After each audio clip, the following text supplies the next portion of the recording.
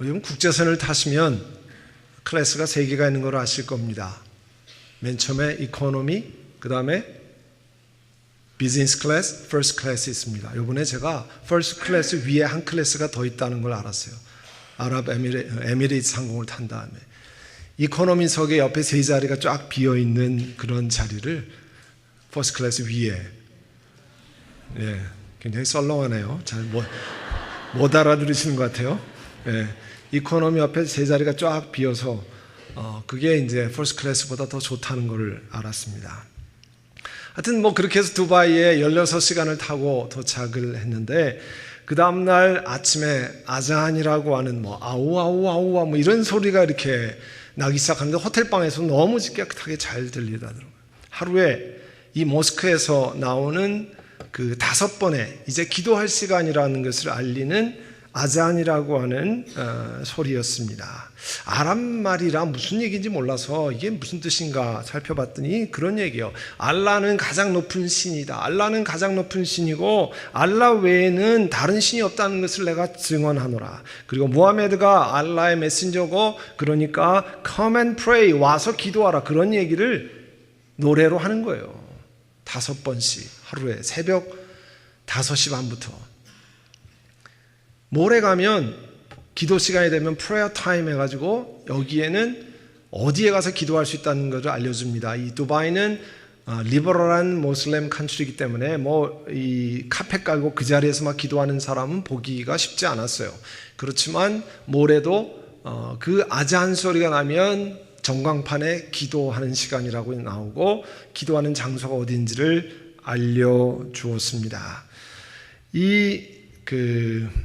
지난 주간에 일주일 동안 전 세계에 흩어져 있는 우리 한인들을 섬기는 교회 목회자들 100여 명이 두바이 한인교회에서 함께 모여서 우리 한민족의 핏줄을 탄 전 세계에 흩어져 있는 한인들에게 어떠한 콜링이 있는가, 어떠한 사명이 있는가를 돌아보는 시간을 가졌습니다. 서정훈 목사님이 개업에 설교하는 장면인데요. 이렇게 Calling and Regional Praxis, 그러니까 부르심과 지역별 실천이라는 제목을 가지고 일주일 동안 함께 사명을 나누고 이야기를 듣고 그런 시간을 가졌습니다. 저도 두바이는 처음인데요. 두바이라는 나라는 대한민국 국토의 5%의 20분의 1에 해당하는 아주 조그만 나라입니다.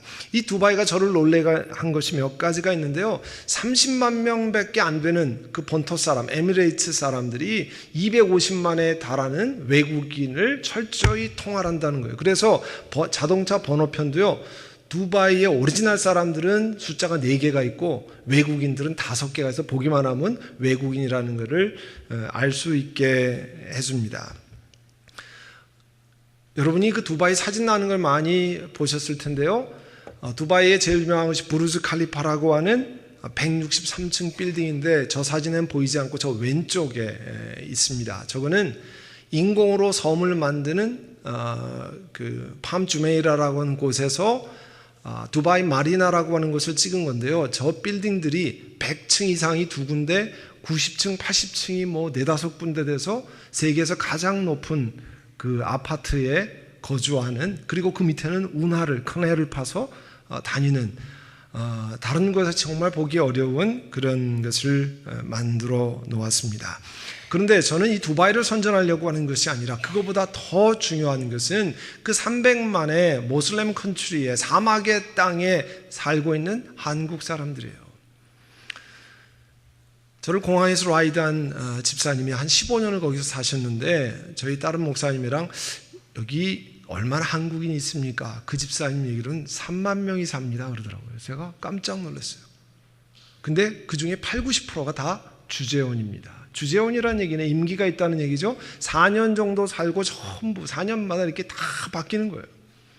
물론 그 중에 교민도 일부 비즈니스를 하는 분이 있지만 그런 동네인데, 그 두바이 한인교회가 온 목사님들을 위해서 공원에서 피크닉을 했어요. 1년에 바깥에서 피크닉을 할 수 있는 시간은 1년에 한 달도 채 되지 않는답니다. 왜냐하면 5, 6, 7, 8, 9는 아침부터 90도씨가 넘기 때문에 90도 파렌하이트가 넘기 때문에 도저히 저는 나갈 수가 없는데 그때 앉아서 이야기하다 옆에 젊은 집사님에게 여쭈었어요. 제가 보니까 며칠 있어 보니까 굉장히 사람들이 밤늦게도 많이 다니고 안전해 보이는데요. 치안이 어떻습니까? 그랬더니 아유 물론요. 여기 참 안전합니다. 남의 거 훔쳐가면 손목을 자르는데요. 뭐 이렇게 얘기를 하더라고요. 아 여기도 모슬렘 국가구나. 탄식이 나왔어요. 저는 완전히 그 리버럴한 칸츄리이기 때문에 근데 그 얘기 듣고 깜짝 놀랐어요. 두바이 몰에 가보고 기겁을 했습니다. 이게 60, 70년대만 해도 조그만 어촌이었는데 지금은 입을 벌어지게 하는 그러한 시설을 했는데요. 그 두바이 왕의 리더십이 대단한 것 같아요. 그런 얘기를 했다는 게 우리 할아버지는 낙타를 타고 다녔습니다. 우리 아버지도 낙타를 타고 다녔습니다. 그런데 나는 메르세데스 벤츠를 타고 다닙니다. 우리 아들도 우리 손자도 증손자도 메르세데스 벤츠를 타고 다닐 겁니다. 그런데 그 다음 아들은 다시 낙타를 타고 다닐지도 모릅니다. 왜냐하면 기름이 다 떨어지면 다시 낙타 타는 시대로 돌아갈지 모릅니다. 그러니까 그러기 되기 전에 세계의 투자를 이끌어내서 나라를 발전시키는 그 한 사람의 리더십으로 인해서 두바이가 그렇게 발전했다는 거예요. 두바이 한인교회의 거룩한 고민이 저는 귀하다고 생각합니다. 그 사막, 뜨거운 사막의 나라 그 속에 주재원으로 80~90% 사람들이 거기를 왔다 갔다 하는 거기에 37년 전에 조그만 교회 두바이 한인교회가 시작됐어요. 15년 전에 한 목사님이 부임했는데 그 목사님이 부임할 때 그 교회는 100여 명이 안 되는 작은 교회고 분열하고 갈등하고 목회자가 계속 쫓겨다니고 뭐 이런 교회였습니다. 교인들이 4년마다 완전히 바뀐다고 한번 생각해 보세요. 얼마나 어려운가. 보통 일이 아니에요. 목회자 입장에서는 정말 어려운 여건입니다.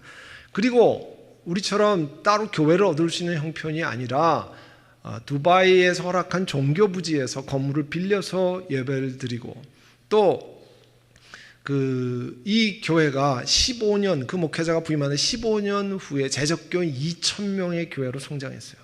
그런데 거기는 금요일 날 예배를 드리거든요. 금요일 날 오전에 예배를 드리는 곳이 장애자가 쓰는 강당이 우리 EM이 캐년힐스 강당에 모이는 것처럼 거기도 강당에 아침 8시부터 교인들이 나와서 전부 의자를 피고 또 재미있는 경험은 지금 이거 식사하는 장면인데요.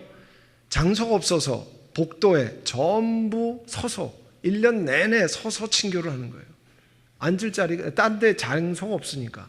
그런 속에서 이분들이 기도하고 고민하는 것이 우리 두바이 한인교회는 이것으로 충분한가? 그냥 잘 모여서 재미있게 여기서 교제하는 것으로 충분한가? 하나님 우리에게 어떤 사명을 주셨는가? 하나님이 우리 한인교회 교인들에게 하나님의 나라가 그 삶 속에서 나타나고 있는가? 또 우리 속에서 예수 믿는 사람들이 계속 생겨나는가? 그렇게 기도하는 가운데 이분들이 이 두바이 근처에 있는 57개국의 모슬렘권 국가들을 섬기고 그들을 위해서 기도하고 그들에 가서 뭐 영어 캠프를 하고 혹은 돕기를 하고 기도하고 그런 사역을 하는 그런 교회로 탈바꿈을 했습니다. 어제 아침에 저를 공항으로 데려다준 어느 집사님이 계셨는데 자기는 LG전자를 통해서 두바이에 왔다 그러는 거예요. 와서 두바이에 오니까 하나님이 나를 왜 이 사막의 땅 두바이로 보냈을까? 왜 다른 곳이 아니라 두바이일까? 그런 질문을 계속 하게 하셨다는 거예요. 여러분, 우리는 왜 캘리포니아에 삽니까? 우리는 왜 미국 땅에 왔습니까? 물론 여러분 자녀를 양육하기 위해서 왔고 또 잘 살기 위해서 왔습니다. 그런데 여러분 왜 하나님이 이 땅에 보내셨습니까? 왜 2017년에 이 땅에 살게 하셨습니까? 전 세계 한인 교회들을 한인 디아스포라 교회라고 그래요. 요즘은 이 디아스포라라는 용어를 많이 사용합니다. 한민족의 혈통을 가진 사람들이 모국을 떠나서 세계 여러 지역으로 이주해서 살아가는 것을 한인 디아스포라라고 그래요. 2015년에 나온 한국 외교부 통계에 의하면 전 세계에 한인 혈통을 가진 흩어진 한인이 한 720만 명 정도 된다고 그래요. 그 중에서 제일 큰 인구 분포가 중국이고요. 다음에 미국인데 미국이 223만 명 정도 산다고 하는 거예요. 미국이 엄청나게 많이 사는 거죠. 그런데 이 미국은 이민서부터 특별한 역사가 있어요. 그럼 우리 1902년에 하와이의 사탕수수밭에 처음으로 이민을 왔습니다. 사탕수수밭에 왜 왔냐면 한국 조선 반도가 먹을 게 없어서 너무 어려워서 하와이에 가면 잘 살 수 있다고 그래서 이민자가 100여 명이 처음으로 인천 제물포에서 배를 타고 하와이로 갔습니다. 그런데 재미있는 것은 그 배 안에 50여 명이 인천 내립교회 감리교 교인들이었다는 거예요. 그리고 그 안에 그 선상에서 예배드리기 위해서 홍승하 전도사님이란 분을 태우고, 그리고 플란테이션에서 사탕수수 플란테이션에서 농장에서 내려서 함께 예배드린 것으로 보여집니다. 말이 노동이민이지 실제로는 삶을 묘사한 것은 거의 노예 수준에 가까운 것이라고 그랬다는 거예요. 그래서 너무 힘들어서 그분들이 도망가서 멕시코에 가고 또 캘리포니아로 넘어오고 그런 역사 기록이 있습니다. 몇 년에 걸쳐서 하와이에 한 6, 7천 명이 한인들이 이민을 갔는데요. 놀랍게도 그 가운데 기독교인 비율이 20%나 됐습니다. 지금이요, 우리 대한민국의 기독교인 인구가 한 20% 돼요. 그런데 1902년에는 통계에 의하면 0.몇 퍼센트, 1000명에 2~3명, 3명, 4명이 예수 믿는 사람일까 말까 할 정도의 희박한 비율에서 하와이 사탕수수 농장에는 자그마치 20%의 기독교인들이 있다는 거예요. 호놀룰루에서는 한때 40%, 교민의 40%가 예수 믿는 기독교인이었어요. 아주 특별한. 미주 이민교회는 그렇게 출발한 교회입니다. 그 DNA가 남아서 우리들에게 오늘 예수 믿는, 왜 모이면 교회가 생기고 예배드리고 그렇게 하느냐, 그거는 110년 전서부터 우리 선조들이 교회로 먼저 모였기 때문에 그렇습니다. 여기 그 사탕수 농장에 호놀룰루가 있는 섬을 오하우 섬이라고 하는데, 오하우 섬 북쪽에 모여서 맨 처음에 농장을 이렇게 해서 어느 농장엔 30명, 어느 농장엔 300명 이렇게 모였을 때마다 전도사님이 돌아다니면서 예배를 드리고 아주 특별한 신앙의 경험들을 했습니다. 어렵고 힘들고 노예 같은 삶을 살았지만 주말에는 하나님 앞에 나와서 예배 드리는 공동체였어요. 이것이 리버사이드에서 작년 연말 리버사이드 시티 카운슬에서 역사 유적지로 지정한 바차차 캠프입니다. 이거는 1904년에 도산 안창원 선생님 부부가 샌프란시스코에서 이주해서 3에이커의 땅에 가운데 한인회관을 짓고 15동인가 16동의 판자촌을 건설해서 거기에서 살았습니다. 왜 리버사이드로 갔냐면 샌프란시스코의 한인들이 차별대우 때문에 잡을 구할 수 없었어요. 그런데 이 리버사이드는 당시 오렌지 농장이 풍부해서 오렌지 따는 일을 하면 먹고 살 수 있기 때문에 이 바차차 캠프를 도산 안창원 선생님이 주관해서 만들고 직업 소개서를 이 가운데 운영하고, 그리고 한인들을 초청해서 처음 이 바차차 캠프라는 걸 했는데요. 이것이 리버사이드 시리의 역사 유적지로 인정을 받았는데, 중요한 것은 그 한가운데 한인회관에 바로 한인 장로회 전도서, 지금으로 말하면 교회가 모여서 주일학교를 하고 예배를 드리고 하는 일이 있었다는 거예요. 우리 한인은 100년, 110년 전서부터 배 안에서 예배드리고 노예 같은 생활 속에서 캠프에서 예배드리고, 그리고 리버사이드의 바차차 캠프 안에서 주일학교를 운영하고 예배드렸던 특별한 경험을 가진 교회입니다. 그것이 이어져서 지금 전 세계 안에 미주의 한인 디아스포라 가운데 75%의 교회가 미주에 있는 이유가 되는 겁니다. 우리 한인은 예수님의 생명을 전하기 위해서 그 0.몇 퍼센트밖에 안 되는 교인이 있을 때에도 배 안에 전도사님을 태우고 교인들이 모여서 예배드리고 모이면 교회를 세우는 일을 110년 전서부터 시작했습니다. 그 전도의 열기가 지금까지 계속되는 거예요. 오늘 하나님 말씀에 보면 예수님이 어디로 가시냐면 유대 지방에서 갈릴리 지방으로 가신다고 돼 있어요.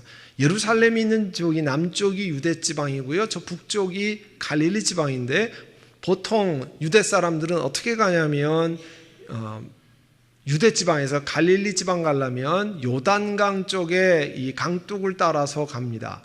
왜냐하면 가운데 사마리아 사람들이라고 하는 상종 못할 그 사람들, 편으로 하면 상종 못할 인간들이 거기 살기 때문에 거기를 피해서 가는 겁니다.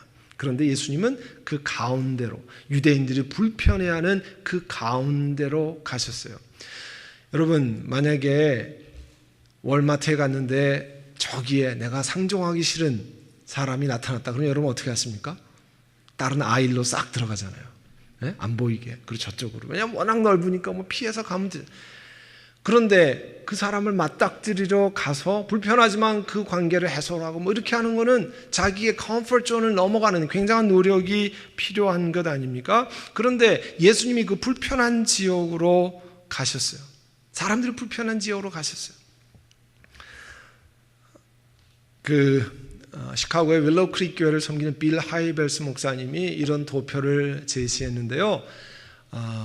여러분, 하나님으로부터 멀리 떨어진 사람, 예수 믿지 않는 사람들과 양질의 관계, quality relationship을 갖는 비율이 예수 믿는 지 시간이 오래되면 점점 없어진다는 거예요. 그러니까 이게 뭐냐면 그냥 하이만 하는 관계가 아니라 good relationship을 갖는 관계. 과거에 예수 믿기 전에는 친구들이랑 그런 관계를 가졌는데 예수 믿고 7년, 8년, 10년 되니까 그런 사람들 완전히 다 관계가 없습니다. 몇 년에 한 번 얼굴 볼까 말까 합니다. 그러면 문제가 뭐가 되냐면 그분들에게 영향력을 미칠 그러한 일이 없어진다는 거예요. 예수 믿는 사람들이 다른 사람을 만나서 예수 믿으라고 전할 수 있는 기회가 없어진다는 거예요. 그래서 그 기회를 얻으려면 나의 컴포트 존, 늘 내가 만나는 사람들을 넘어서서 관계를 맺는 일을 해야 돼요. 거기 쫓아가서 재미 보자는 게 아니고 그분들에게 예수 그리스도를 만나면 생명의 경험을 하게 됩니다. 예수 그리스도를 만나면 내 삶이 바뀝니다. 내 죄가 용서 안 받고 이 땅에 사는 것이 끝나면 하나님의 나라 옮겨서 영원히 살아갑니다. 이런 것들을 쉐어링할 수 있는 기회를 말하는 겁니다. 예수님이 수가라고 하는 우물에 있는 그 마을에 가셔서 우물가에 가셨습니다. 때가 한낮이었어요. 두바이도 보면 썸머의 한낮은 평균 기온이 107도, 108도 한 달 내내 뭐 그런 아주 나가지 못할, 거기다가 습도가 엄청나게 바닷가라 높은 그런 거라 그래요. 사마리아 거기도 여름에 엄청 덥습니다. 그런데 그 12시에 나온다는 건요, 나오지 못할 시간에 나오는 것 아니에요. 사람 만나지 않을 시간에 여기 때 나가면 다른 사람을 다 피할 수 있는 그런 특별한 사정이 있는 여인 아니었습니까? 여인을 우물가에서 만났어요. 그리고 예수님께서 그 여자에게 마실 물을 좀 주십시오. 그렇게 이야기를 했습니다. 접촉점, 컨택 포인트를 만드셨습니다. 여러분이 다른 사람들에게 생명을 나누는 귀한 은혜를 나누기 위해서는 관계를 맺어서 접촉점을 마련해야 돼요. 여러분이 다른 사람과 취미가 같으면 금방 얘기가 통하잖아요. 다른 사람과 등산 얘기를 해서 그 사람도 등산하면 마운틴 발디에 가면 어떻고, 마운틴 하이에 가면 어떻고, 슈바른 파크에 가면 어떻고, 그 금방 얘기가요 10분 15분은 금방 할 수 있습니다. 왜요? 취미가 같기 때문에. 그런 접촉점이 있는가를 찾으라는 거예요. 우리 자녀들을 학교에 보냈는데 뭐 거기 학교 얘기하면, 만약에 캐니언스 같이 중학교와 같다면 뭐 학교 선생님 얘기하고 뭐 여러 가지 얘기를 금방 할 수 있지 않습니까? 관계를 맺기 위해서 제일 중요한 것은, 우리 한인 사회에서 관계 맺는 제일 중요한 것 가운데 하나는 서로 인사를 잘하는 거예요. 얼굴 보고 무표정하게 계시지 말고요, 좀 웃어보세요. 웃고 몇 초만이라도 웃고 그 다음에 인사하고, 그렇게 생전 나랑 아무런 난 저 사람한테 인사할 이유가 하나도 없는 사람이라 할지라도 그 사람에게 인사하면 우리 한인 사회에서 인사만 잘해도 관계가 개선이 됩니다. 그리고 사람들이 기억합니다. 아, 저 사람은 인사 참 열심히 하는 사람이야.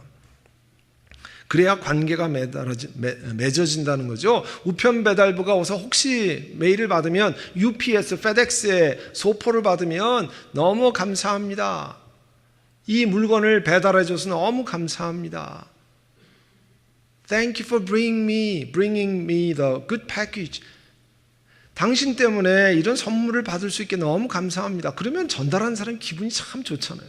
그렇게 해서 관계를 맺어 간다는 거죠. 사람들을 예수님의 눈으로 바라보면 하나님이 불쌍히 여기는 마음이 생겨납니다. 여러분, 수가성의 여인은 세상 사람들이 상종하지 않는 사람입니다. 6번째 남자와 같이 사는 상종하지 않는 사람이에요. 자기도 그래서 사람들의 눈을 피해서 대낮에 우물에 물 기르러 나왔습니다. 그렇지만 예수님은 그 사람에게 물을 달라고 그랬습니다. 이 세상에 예수 그리스도의 눈으로 보면 피해갈 사람이 없습니다. 예수 그리스도의 눈으로 보면 하나님이 어떻게 변화시킬지 기대하는 눈으로 바라볼 수 있습니다. 우리가 기도하는 것은 하나님, 내게 그런 불쌍한 마음, 긍휼히 여기는 마음, 하나님의 눈으로 다른 사람을 볼 수 있는 마음을 주십시오. 그렇게 하셔야 됩니다. 그러면 다른 사람을 향해서 불쌍히 여기는 마음, 친절한 마음, 인내심이 생겨납니다. 제가 그 묵상 노트에 접근의 힘이라는 단어를 썼어요. The potential of close proximity. 이거는 여러분 가까이 접근하는 것의 힘이라는 거예요. 뭐냐면 여러분이 하나님이 인정하시는 귀한 그리스도인, 교회가 인정하는 복된 그리스도인이라 할지라도 다른 사람 옆에 가까이 있지 않으면 영향력을 미칠 수 없다는 거예요. 예수 믿지 않는 사람 옆에 가지 않으면 여러분 전도할 수 있는 가능성이 없습니다. 여러분이 하나님을 향한 신실한 그리스도인이라고 할지라도 여러분이 예수 믿지 않는 사람과 관계를 맺지 않으면 여러분은 예수 그리스도께서 주신 그 좋은 영향을 미칠 가능성이 전혀 없다는 거예요. 그래서 다른 사람과 만나고 또 그 사람의 사정을 여러분 들어주시기를 바랍니다. 불신자들과 사귈 시간을 가진 다음에 그 사람들의 이야기에 귀를 기울이세요. 여러분 이야기를 먼저 하지 말고 어렵고 힘든 삶을 살아가는, 여러분이 이민자로 살아가는 얘기는 다른 나라에 뿌리를 내리고 물과 언어와 습관이 다른 나라에 사는 건 참 어려운 일입니다. 그러면 그 고통과 어려운 일들이 다 있어요. 그런 이야기를 듣는 시간을 여러분 가지면 관계를 맺을 수 있습니다.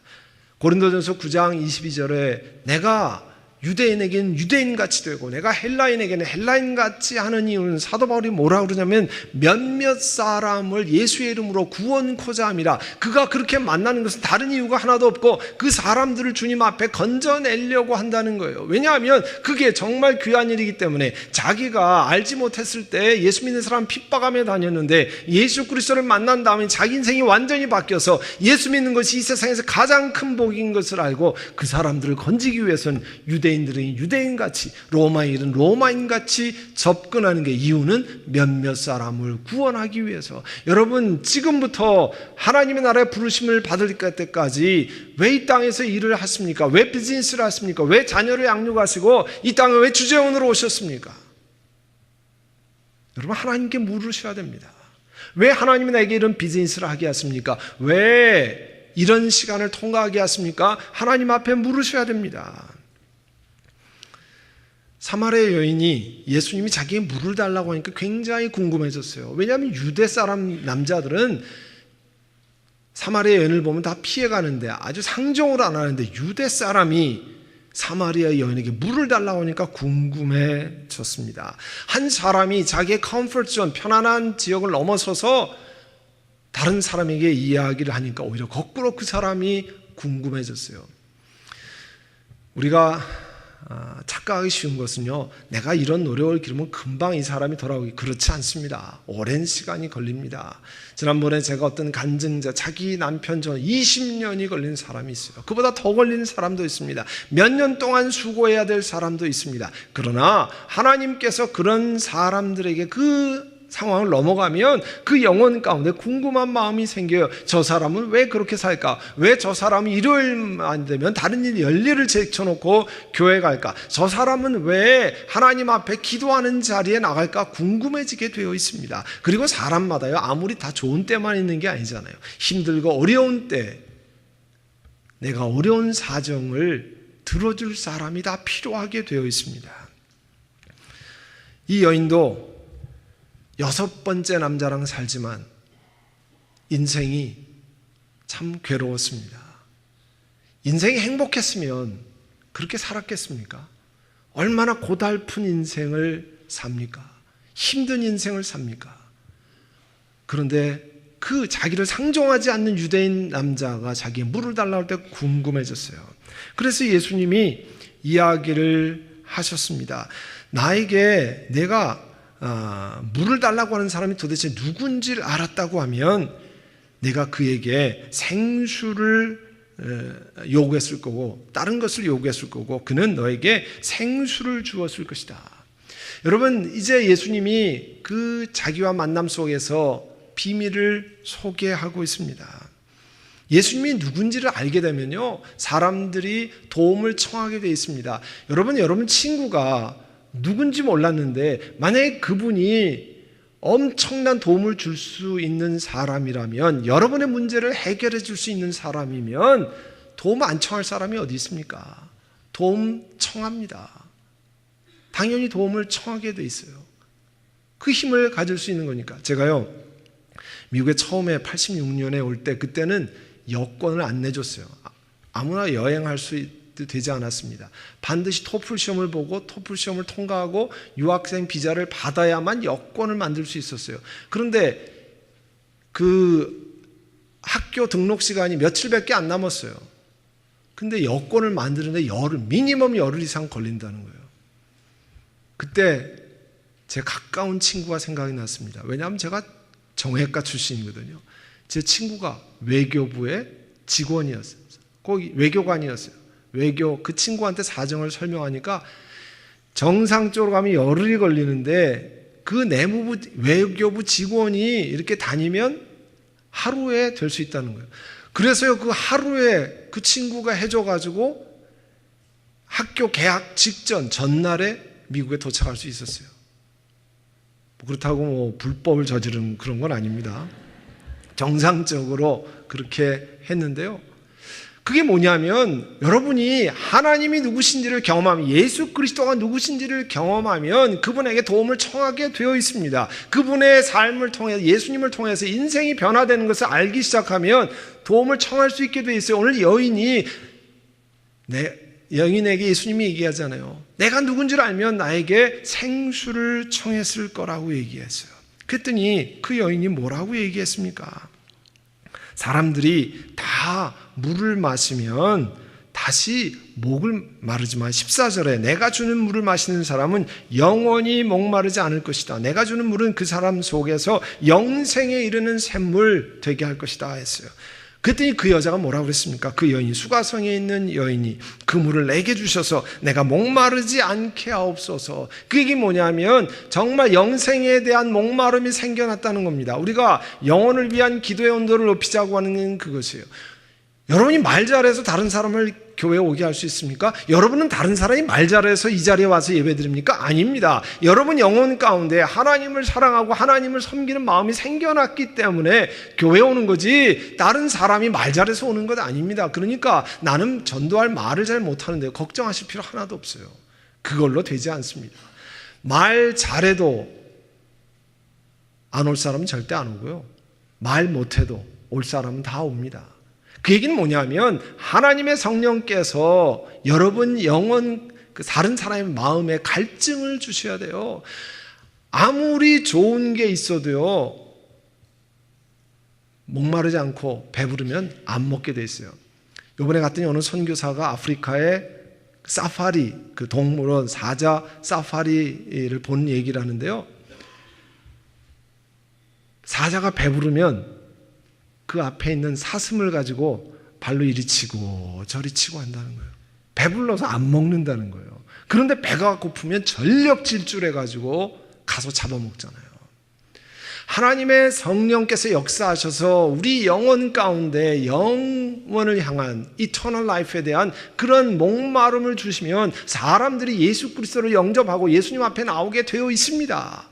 그런 것을 위해서 우리가 기도하는 거예요. 하나님 은혜를 주셔서 다른 사람이 영혼에 대한 목마름을 갖게 해주시기를 원합니다. 오늘 이 여인도 영혼의 이터널 라이프에 대한 목마름이 생겨서 예수님 그 물을 나에게 주셔서 목마르지 않게 하옵소서. 여러분 다른 사람을 위해서 기도하면 그 사람의 영혼이 하나님을 향해서 목마른 갈증이 생겨나도록 하나님이 역사하실 것입니다.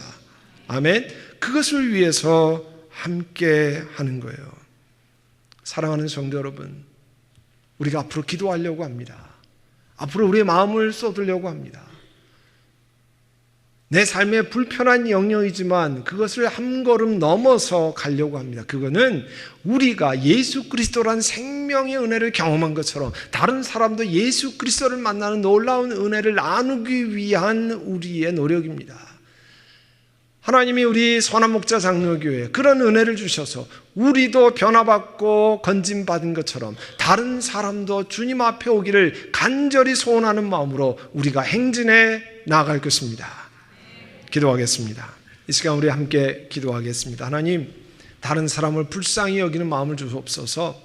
다른 사람의 영혼에 영원한 나라를 갈망하는 그런 소원을 주시옵소서. 이 시간 우리 함께 기도하겠습니다. 사랑하는 주님, 우리 영혼 가운데 다른 사람을 불쌍히 여기는 마음을 주시옵소서.